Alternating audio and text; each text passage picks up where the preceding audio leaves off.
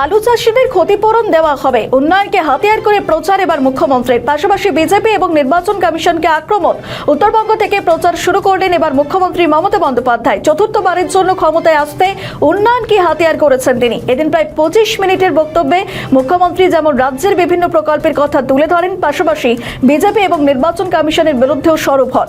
বক্তব্যের শুরুতে ময়নাগুড়ির জন্য যা যা করা হয়েছে তাও তুলে ধরেন তিনি।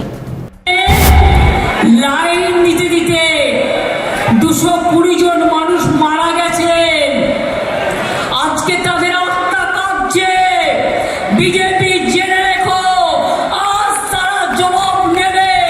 তোমাদের কাছে জবাব চাই, জবাব তোমাদের দিতে হবে। এতদিন এই মাটিতে বাঁচবার পর তোমরা আমাদের বিদেশি নাগরিক বলছো, তোমরা বলছো আমাদের প্রমাণ দিতে হবে আমরা এই দেশের নাগরিক কিনা।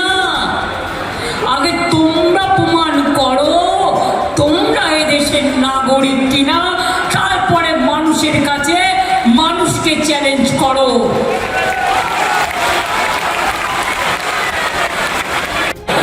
জিনিসের দাম বাড়াচ্ছে, এটা আমার হাতে নেই। এখন তো আমার হাত থেকে সব কেড়ে নিয়েছে। আমার হাতে একটাই আছে, সেটা হচ্ছে মানুষ আছে। BJP party vanish party.